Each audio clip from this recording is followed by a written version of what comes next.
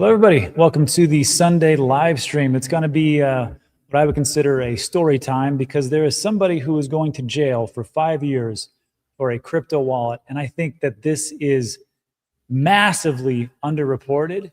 And I find it to be some kind of crazy 1984 dystopian banana republic nonsense that is going on. And I need to bring this to everybody's attention because if it's not for us, who's going to help this guy out? So I'm welcomed by a friend of the show, Jerry Hall. Jerry, how you doing, buddy? Hey, Rob. Glad to be here today. How is everyone? Well, we're gonna I think everybody's just bored because it's like chopping sideways, but this will be a good one. And I sent you this story last night. And before we break this down, and I'm gonna ask you guys for some help, but before we break it down, Jerry, when you watched the video, which we're gonna take a look at right now, for this Keone Rodriguez from Samurai Wallet. What was your thoughts about this? Just give us like a general overview. How ill-informed people who make decisions are.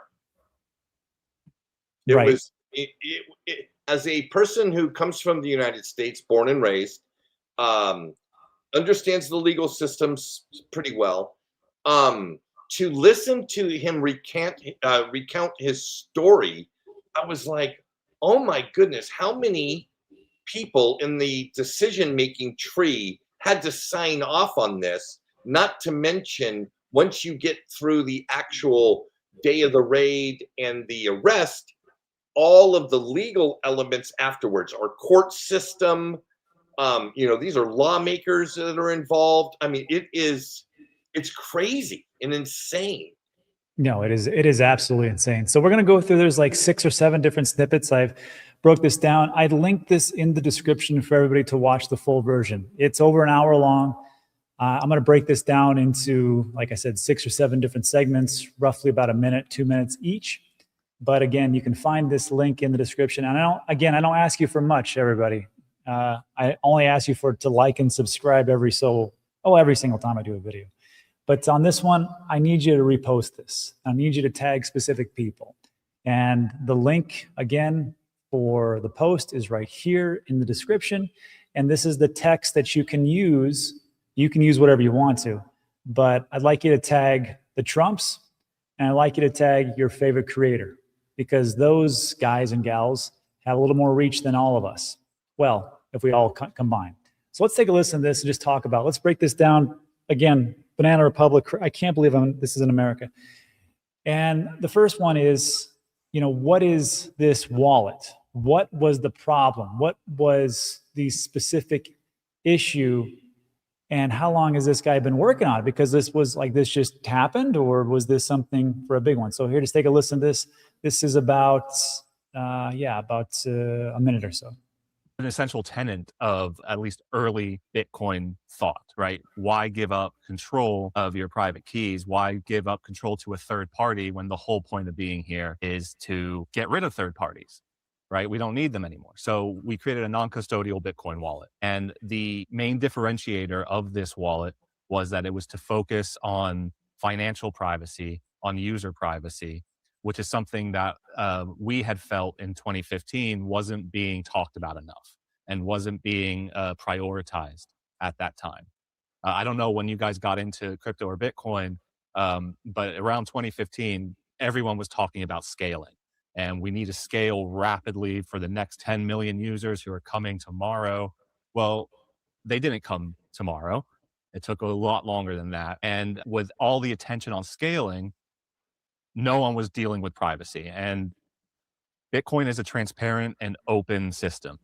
Everything is on the blockchain. Everything is immutably on the blockchain forever. So all it takes is an internet connection and a web browser to see all of past transactions and future transactions. So the need was there to create tools to enhance user privacy. And that's essentially what Samurai was focused on. And we focused on that for 10 years. Okay, so sorry, it was called Samurai Wallet. This gentleman here, Keone, worked on this for 10 years.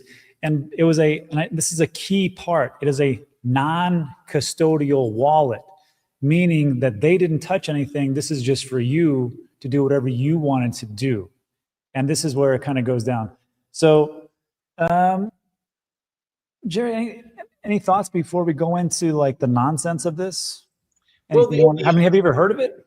No, I had never heard of the wallet, but I did listen. I watched the entire video, and you may capture in your clip or not the fact that he talks about Samurai Wallet had legal counsel, right? Samurai Wallet was a startup company that sought investment, got investment, had a legal team, was had every investor that invested in them did due diligence on the product. This again, it's like, who signed off on this under what real grounds? Because and then how did it go through court? It doesn't make sense to me. It doesn't. And you know what? We're going to get to the part where the Southern District of New York actually went to FinCEN and asked them if this was a money transmitter. And they specifically said no. They buried that information, essentially making this whole null and void. But this guy's still going to prison unless we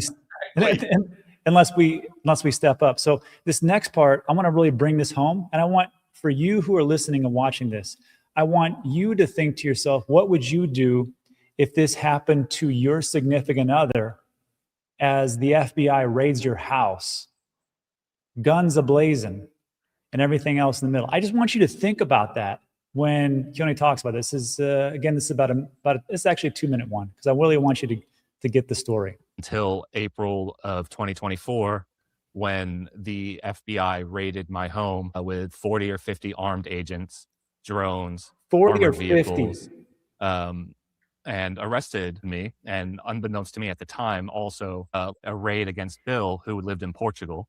So no, real quick, I just want to say that this is April 2024. I want to recommend or talk about remember which administration was in charge here moving forward.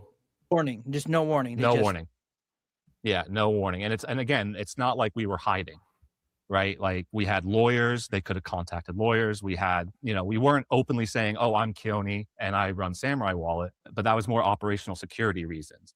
If they wanted to find out who we were, it was very easy, right? So it was a big show, basically. Oh, huge show. Yeah, huge show. I live in a very rural area, and the whole street, both streets, I'm on a corner, were just filled with FBI vehicles. Like I said, armored vehicles, drones, the whole 9 yards. So they arrested us on April 24th, me here in Pennsylvania and Bill in Portugal. Okay. Keone, just for detail, simultaneous raids, pretty much? Okay. Yeah.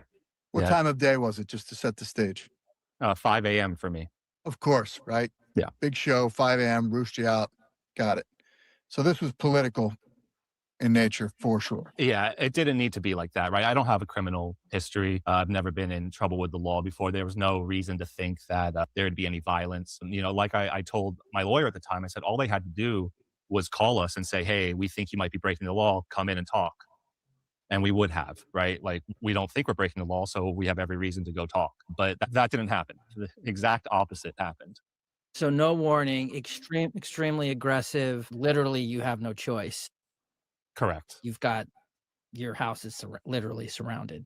Literally surrounded, hands behind I'm assuming my head, cameras, walking backwards. I'm assuming the cameras. I'm assuming the media has notified all this. Wow. So do you have a family, bud, or is it just, do you live alone, if you don't mind me asking? No, yeah, I live with my wife, and she was detained as well as I was, and I just the memory I have of that night, or that morning, I should say, was me walking backwards towards the sound of the agent's voice and looking at my wife, who had 5 laser sights directly center mass on her chest.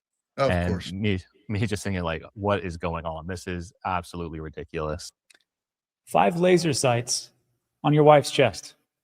5 laser sights on your husband's chest. 5 laser sights. And good thing this guy didn't have any kids. Probably laser sights on his kids, for Pete's sake. So this is the FBI breaking this guy down for creating a non-custodial wallet. I cannot believe this is happening. And, it only takes one person to jump the gun, literally. And that's it. You move a little bit too far this way or that way. It's not like the FBI is like perfection. They're made of people. And if you move a certain way, do a certain quick stance or something like that, shots get fired. And that's that for a wallet. that's being created. Jerry, thoughts on this? Oh, man. My heart goes out to his wife who had to suffer this.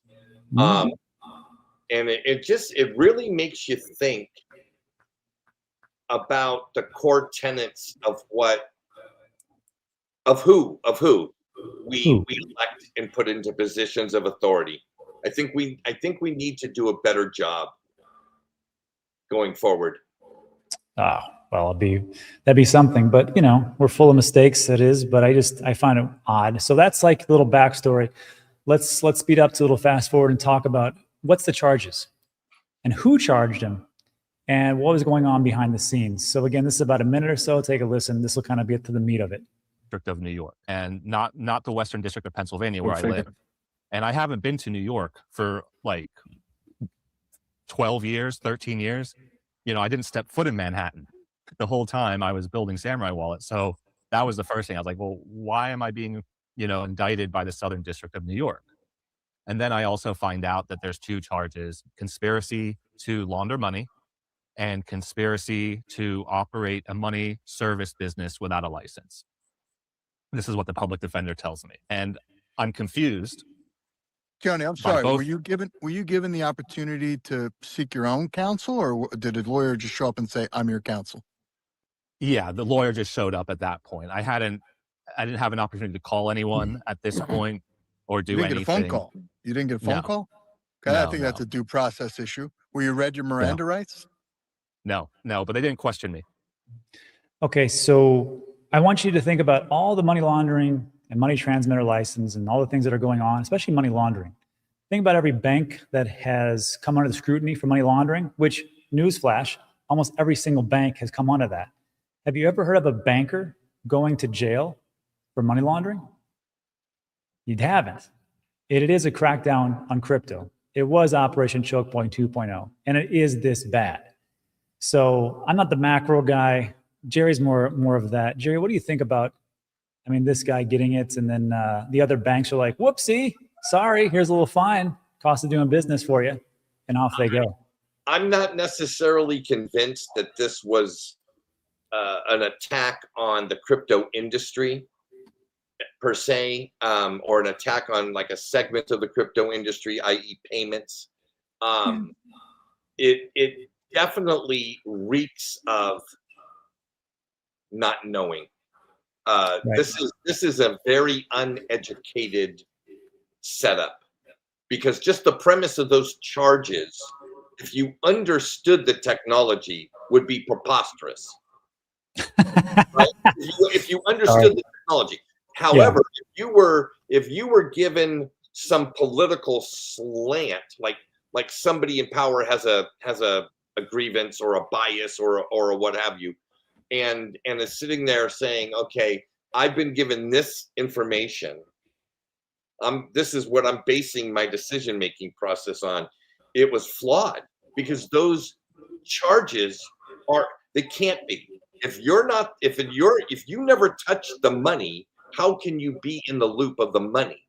It's like saying, I am going to put you, Rob, in jail because you created a car and somebody bought that car that you developed and robbed a bank. Therefore, you're an accessory to the bank robbery. What? Wow, that's crazy. Yeah, that's pretty much it, and that's what it is. But so like on that part, I agree with you. On the other part about like where you said that they just didn't know and they're confused, I'm going to push back on that as you listen to this piece about how the Southern District of New York prosecutors reached out to FinCEN, the financial group that is or the financial crimes division, and asked them, hey, would this be a money transmitter license? Just take a listen. Oh, hold on, let me bring it up. Custody. Yeah, and I knew at that time, because we had lawyers who looked at this stuff. Like we knew what the regulator in charge of money transmission, FinCEN, had to say about this since 2013. And 2019, they repeated it. They said, in order to be a money transmitter, you have to have custody. If you don't have custody, you can't be a money transmitter. Pretty logical. So that's the whole point of the non-custodial wallet. Just want to make that crystal clear for everybody. Like, why did they charge him with that? Maybe it was unknown. They knew. They knew. And then we're going to talk about how they actually hid that. But this is where it goes from bad to worse. You think that was bad? That wasn't bad. I mean, you get arrested, maybe you get gone. But here's where it goes down the tubes from here.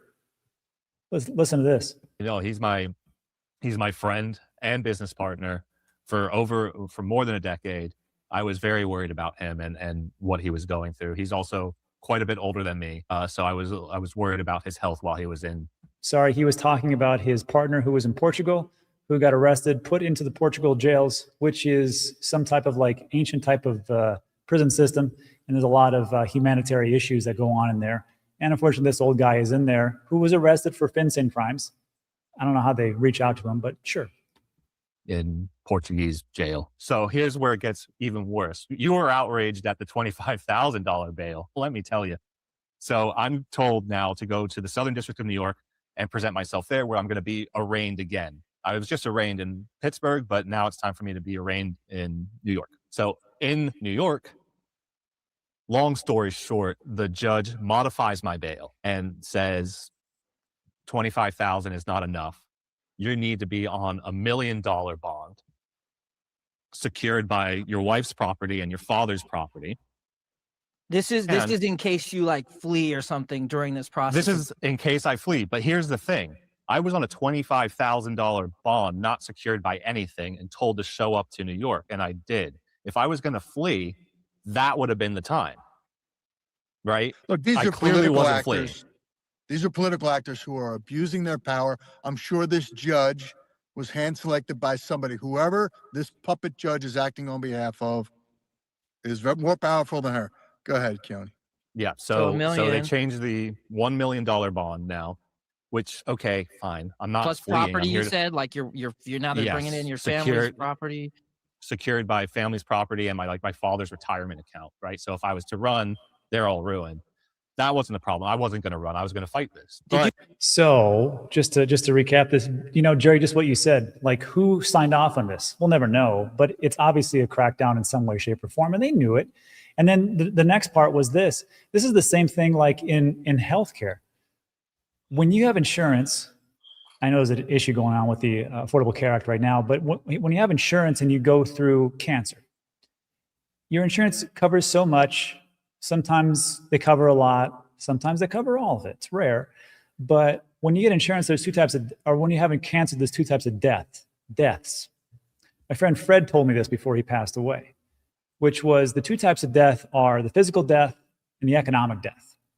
He goes, I'm not so worried about me passing away and with my wife and my kids, she can take care of them, but it is the financial death, which I have to keep paying for everything, and it gets so expensive and it's just so awful as I downward spiral. Yeah. And now here you have the same thing. So this gentleman, Keone, could win the case, but then he dies the financial death. And they're going to talk about how it's cost him millions already. So even when you win, you lose. Jerry, any reconciliation with those thoughts? No, I don't, not necessarily reconciliation. It just speaks to how broken our system is, and it seems hopeless at times until you find nuggets of hope that you can lock into, right? Stuff that you can do with your family. There are elements that, obviously he was taking. He's a gambler. He's an entrepreneur. He was risking what he was risking. And although he had legal counsel, maybe he didn't understand the ramifications of what he was doing, right? And you and I both know, we've been told many times with our failures, ignorance is not an excuse, right? Right. And so I'm not sure who he pissed off, when he pissed them off, or if it was even him at all. Maybe he was an example to be set for somebody else. Maybe there's a different fish that needed to be afraid, and they felt that would put the fear into them. But you're right, this concept of two types of death, We never talk about that. We never talk about, can you imagine having to live after being completely wiped out and your family is wiped out? Yeah.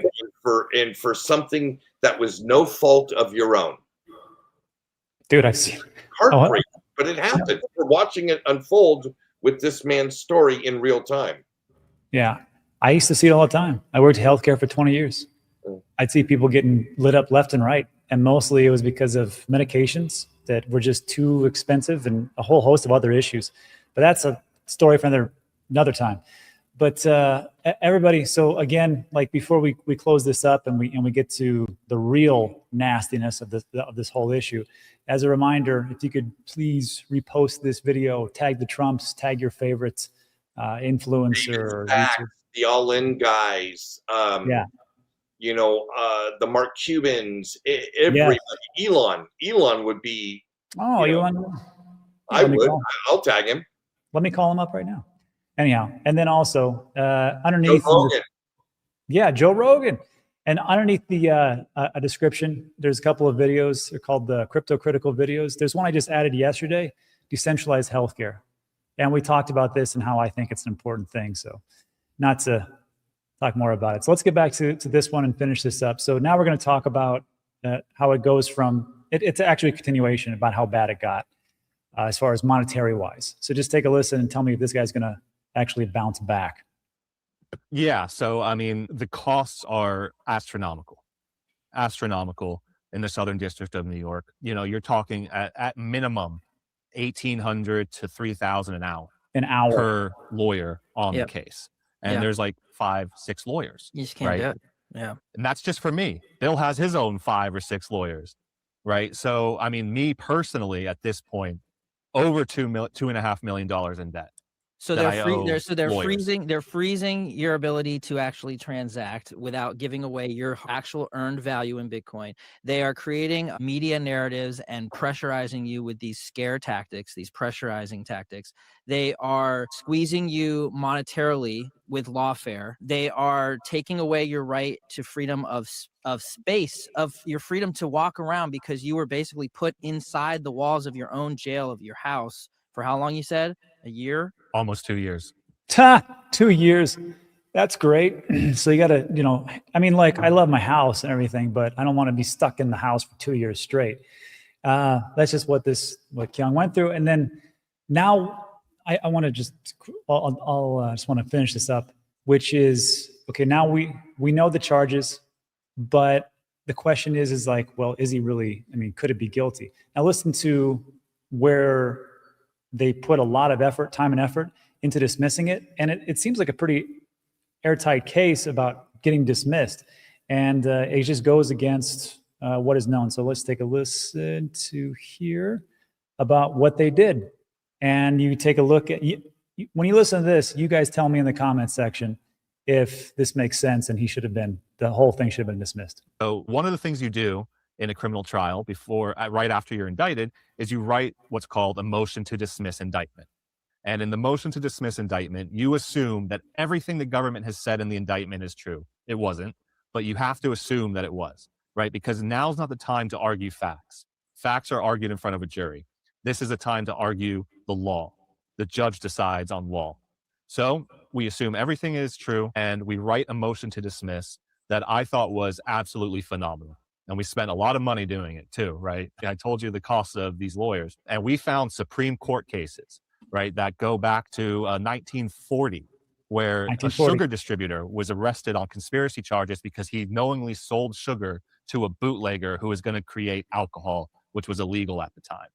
And the Supreme Court overturned that conspiracy conviction because they said, in order to be actually part of the conspiracy, you need more than just generally knowing about the conspiracy. You need to be actively involved in it and benefit from it. We found one from the 90s where a grow light company who makes grow lights for gardens and vegetables and stuff got done for a conspiracy charge because they knowingly sold their grow lights to a marijuana manufacturer. And they even advertised in High Times magazine, which is a marijuana enthusiast magazine. And they even made jokes, just like we did. And the jokes they said was, I don't even want to know what you're going to do with these grow lights. And they got convicted at trial. And it got dismissed. So again, in the comment section, if you could tell me like, that makes sense, we shouldn't put everybody in jail because of that. And just to talk about like what Jerry said, you have a car, it's involved in some like, hit and run, and plows into a crowd or something like that. So what, the car dealership has to be held responsible for these weapons. And then there's another one that was pretty good. Let's say you create, your job is to create stairs for a hallway or something like that. You create some stairs and someone slips and falls, and you're like, okay, well now it's the person that was the stairs that created them, even though it was the fact that someone had, drizzled oil all over the ground. Just makes no sense. Jerry, what's your thoughts here? I would just be repeating myself. This is a really screwed up situation. You can count on me for a public address of this, and I will tag the appropriate people. It's just nuts. Exactly. And now this is the last snippet where it all falls apart. And of course, there are two sides to every story. I'm sure if you guys who are watching this dig deep into it, you might find a wrinkle, you might find something, but these are the most important parts that I could see, and how I just found this is just the ridiculous of it. So we're going to talk about how FinCEN, who was, Financial Crimes Division, actually told the Southern District, like, look, this isn't an issue. You need to move on. They're like, okay, sounds good. And they still charge this guy. And then they hit it under discovery. And this will be the last piece, and then we'll take your questions. So just take a listen to this. This is about a couple minutes, actually. And let me bring that up. Out something absolutely shocking.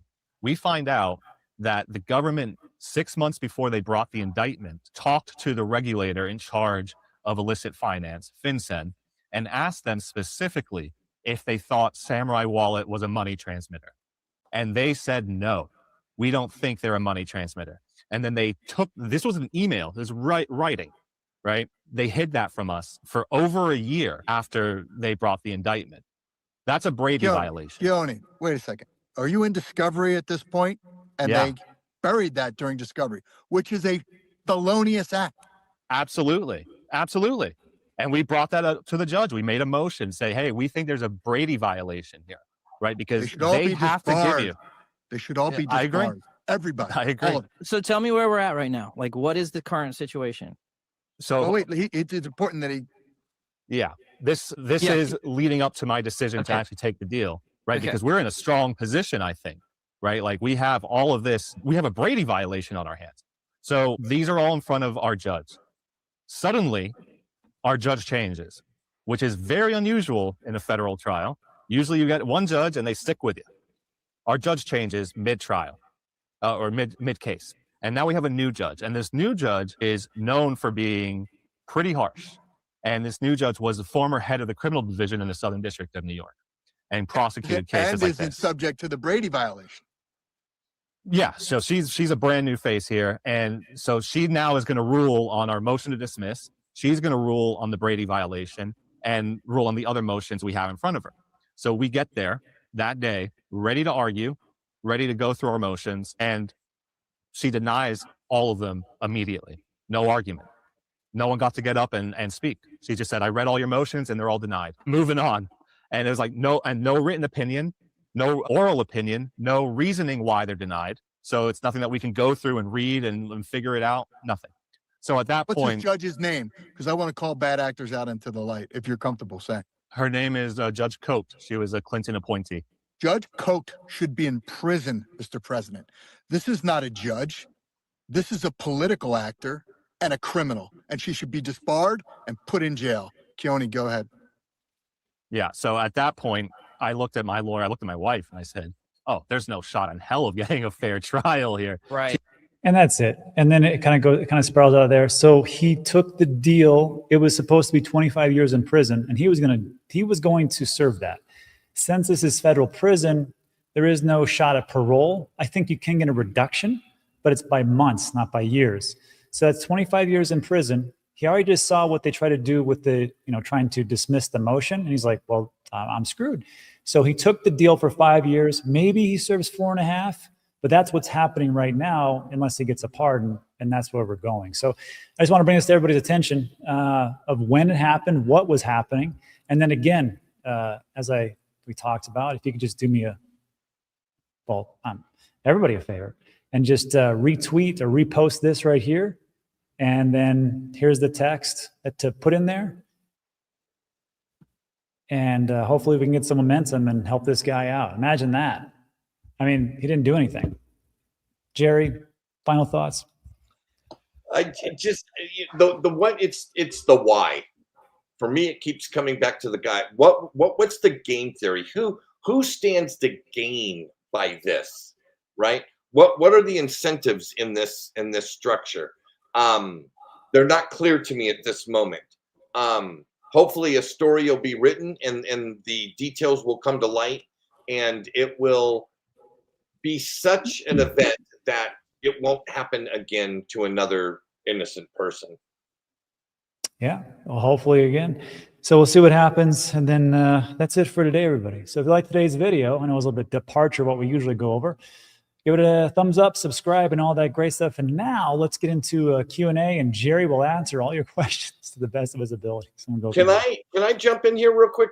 At Crazy James asked me, said, Jerry, in the chat there, what's the best area of Costa Rica to retire in? I would have to say above and beyond. If you're not a fan of big, like, concentrated cities, I would say Perez Zeledon, P-E-R-E-Z, second word Z-E-L-E-D-O-N, Perez Zeledon.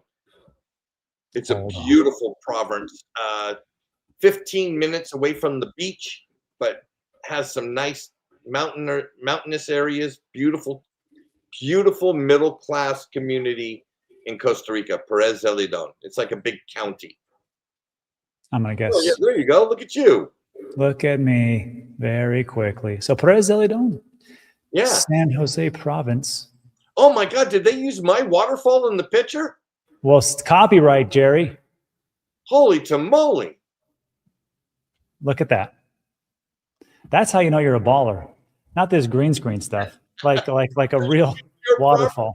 Yeah, when your property's in Wikipedia. Very nice. So let's see. Let me go back for. Let's see. DePesson said, which wallet was this? This is the Samurai wallet, which I don't think is available anymore. Yeah. I don't think it's available anymore. Yeah, I'm just gonna guess. It's too soon. Too soon. Too soon. Yeah. Jerry is always welcome to repeat himself even when he swears. I could see that. And then, hey, this is a good one. Jerry Desu says, both defendants pleaded guilty in mid-2025 to conspiracy to operate an unlicensed money transmitting business. That part is true. They did. And of course, why? It was because they didn't want to spend 25 years.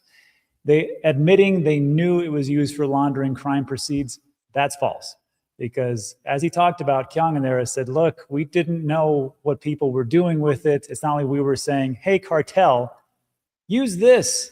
And like we met with the cartel, which are the banks, I guess, but the real cartels, and say, hey, this is how you do things, how you move things, how you do it, and we're going to take some money from you, like some certain U.S. representatives have done recently. Oh, you're going to hear about that next week. Fun times ahead. So first part's correct, last part is incorrect, that I can see. Anyhow, what else here? Leisure says, moved my Bitcoin and sold to Fidelity. Good job. Hey, some people will be like, oh yeah, that's not custody. You need to do it, and not your keys, not your crypto, and all. Man, shut up for that. If you want to just let them do their thing, right? I don't want you guys to get hacked. Do it. What's up, Jerry?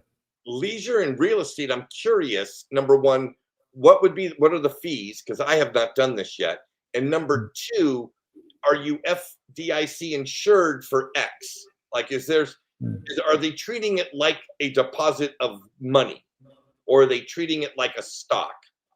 I'd be really curious to know the answers to that, because it may be advantageous knowing the answer to do one or the other.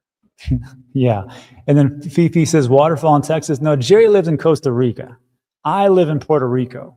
And then sometimes I'm here in Texas, and I had to come back for a family thing. So I'm here until Tuesday, and I take off. Colossal. Oh, wow, that's from Tuesday. That's this week. Yeah, got to get out of here. It's too cold, bitterly cold for me. College says, but why did they raid him? That's the question. Message. Because they're saying that, why do you raid with 50 FBI agents? And they know who was in the house. It was a guy and his wife. We need 50 FBI agents plus drones, guns ablazing. Put the laser pointer on the guy's wife. That doesn't make any sense. It was for show. That's what it was for. So, which back then in the prior administration, I'm just going to throw it out there. I don't think the Biden administration was very pro crypto. Just going to I don't know, maybe I'm wrong. And they had their marching orders and they executed to a T. Let's see. And then you would think maybe from a moral standpoint that their moral high ground could have been, we're taking a stand against money laundering, against cartels washing drug money. Mm-hmm. And this is the guy that this is the hill we're going to plant our flag on. Yeah, that's it. Nicholas says, he's dumb for taking a deal. Obviously should have fought. Why did he fold? They won. Again, he said it. He's like, we put all this information, tons of money, tons of time to dismiss. There was sound logic between why we said that, we weren't involved with this corruption.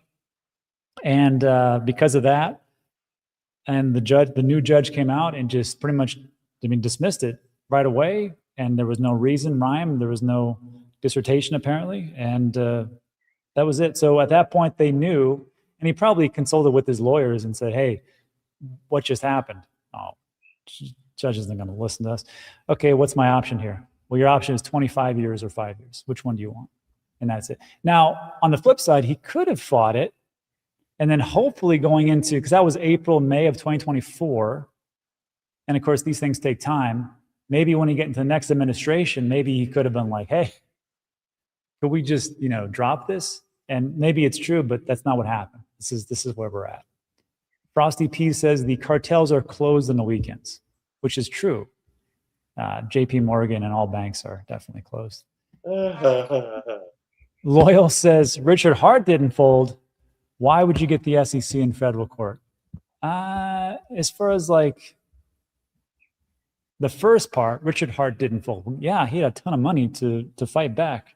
A ton of money from all his different projects. And as far as like, why would you get the SEC in federal court? This is a federal decision, FBI in the Southern District in New York. So this is how it went. Let's see. Gas fee fees remind us. So the Samurai guys were raided in April 2024. That was Pete Gensler and Warren. Although I will say one thing, Gensler did approve the ETF, did he not? I mean, he was the deciding vote. I think it's made up of 5 commissioners, and 2 dissented, or 2 said no, 2 said yes. It's funny, 2 Republicans said yes, 2 Democrats said no, and then Gensler, who was a lifelong Democrat, broke the tie, and he got the Bitcoin ETF. There's always little nuances. Let's see. Federal court. Stocks are on the FDIC. Puerto Rico, the island is surrounded by rocks. All right, good to know. Jerry, do you remember this? Gas fee says, remember what they did to Kim.com? I know who Kim.com is, and I remember he was active in social media, especially on X back in 2018, 2019. I would see him on YouTube stuff. No, I can't speak to details. I know that he was an app developer. That I know, and that some app he did something, and he faced all kinds of bullshit. But I don't remember any of the minutia around it. Yeah, I don't remember either. But you know who we can ask? Let's see if this works out. We can ask Bobby. So let's see.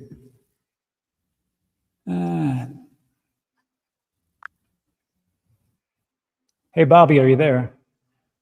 I'm right here, but I'm in silent mode until you hit me with a Bobby. What do you think? or something along those lines. Great. Now, as you may all know, the voice is a little bit different because I thought it was best to have a voice that is clear and concise, especially for people who are not native English speakers. So I picked one that was a little bit more subtle and you can understand. So Bobby, here's my question. There was a question in the live stream talking about Kim.com and what happened to that person legally, as it looks like there was some type of process that went down for something that happened. Do you know what they're talking about? Oh, absolutely, Rob. Cue Bobby mode. So let's go analytical comedic mix on this one. Kim.com is that larger than life internet entrepreneur who basically got into a very sticky, let's call it legal jam over the whole mega upload thing.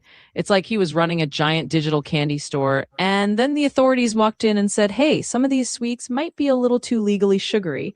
So long story short, there were a lot of extradition proceedings, legal battles, and a whole saga about digital copyright and the big bad cloud of storage world. Now, for the humor side, think of it like he was the ultimate digital hoarder who just had too many virtual toys and the toy police came knocking. And in the crypto world, we know a little something about regulators knocking on the door, though usually we're just hoping they don't find our meme coin stash. In the end, the punchline is if you're going to build a giant digital empire, just remember that the internet never forgets, and neither do the guys with the legal paperwork. So yeah, that's the Kim.com saga in a nutshell. Okay, a little Bobby. lesson in internet fame and legal flame. Great. Thanks, Bobby. Just hang tight. We'll get back to you later. All right. I remember that one now. That's a good one. Let's see. Absolutely, Rob. I'll just be here on standby, keeping my metaphorical co-host chair warm until you need me again. Bobby, thank you. Okay. So now we got Bitcoin 95K tomorrow. Let's see what happens with that. I don't know if that's actually going to happen. Hearts and nut job. Yeah, I can tell you that's true. Any more questions for Jerry and or me? And I'll just jump in since you gave me the cue there. God damn it. That's one thing that I hate about Bobby. I don't know if you can hear it, but in the background, like he's like, hey, I'm here, I am here, I am here. Because I created Bobby and I made it into an actual GPT. So it's like essentially an app. And I keep telling Bobby, just shut up until I ask you a question. And they keep doing the same thing over, which is like, hey, I'm right here, I'm here, right here. I'm like, ugh, AI's gonna take a while. Anyhow. Jerry, do you use ChatGPT much? Or Perplexity? I Gronk, Perplexity, Llama. I use a few. Llama. Did you see, I don't know if you saw this, but on ChatGPT now, you can click a button and it opens up your camera for, just for like to take a video. Take a video or a picture. I use the video mode. So I had a leak in my filter for my pool. So I said, hey, Bobby or whatever. I go, take a look at this. I'm leaking here and here and here. What can I do here with the filter? And they came back and said, oh, this is very easy. It's because, you have an O-ring and what you need to do is go to the pool store and get this and this. And if that doesn't work, then tap it around, use a mallet, and that's it. I was like, holy smokes. I can do this for everything. You have your phone out. Yeah, that would be pretty good. All right. And that's it. I think we're good. Jerry, what's up this week? What is up this week? So some of you may know I built a startup called Compute Portal. I do. And one of the wonderful things, Compute Portal is basically Uber for compute, right? You can buy and sell compute. So if you have compute, you can plug into the network and provide it, get paid for it. Or if you need it, maybe you're a developer or a business or whatever. Everybody has something that they're paying compute. You can come and buy compute at lower than Amazon prices, right? And so what's been exciting is that we're drawing close to January 20th, which is our grand opening day. And I'm just getting through the technical teams and the people that we're working with, more excited. We signed our first commercial client who's going to be buying, a couple $1,000s worth of compute every month. It's just getting good. It's like building value is a real thing. I'm watching the transition of this whole market from truly speculation to actual utility. I'm in the ground floor of that, and it's been just exciting. AI is going to be the big thing. It's, and like people say, there's a bubble. Michael Burry talks about it, but I think for a while we got room to run, especially if the. I'm sorry, I hate to step over you, but I think we're going to see this kind of technology integrated into every business. That is not a bubble. That's not a bubble. And that is an actual transition. It's a paradigm shift. Did you see that Project Genesis from the government? No. Let me see this project. I asked Bobby, but it's annoying. Okay, we'll just read this the old-fashioned way. Project Genesis was just put out last week. Refers to a major new U.S. government initiative launched in late 2025, last week, to use AI to rapidly accelerate scientific discovery across federal agencies, by combining their data sets and their computers for breakthroughs in energy, health, and defense. So essentially, they're all in.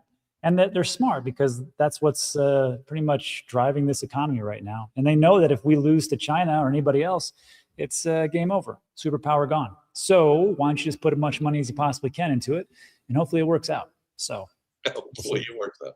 I think it will be interesting whatever it actually ends up being. But it's really an interesting thing to study and try to learn about. I'm fascinated by the learning process through it. Yeah, me too. Anyhow, well, that's it for today. Jerry's got some things to do. I got to go walk this dog before she goes crazy. That's it for today, everybody. So again, if you could just do me the favor, I don't ask for much, just repost that interview, tag the Trumps, tag your favorite creator. Let's try to make this as viral as we possibly can, because I don't want that guy to be sitting in jail for 5 years. Anyhow, that's it. Thanks so much, Jerry. Thank you. See you guys in the next one. Adios.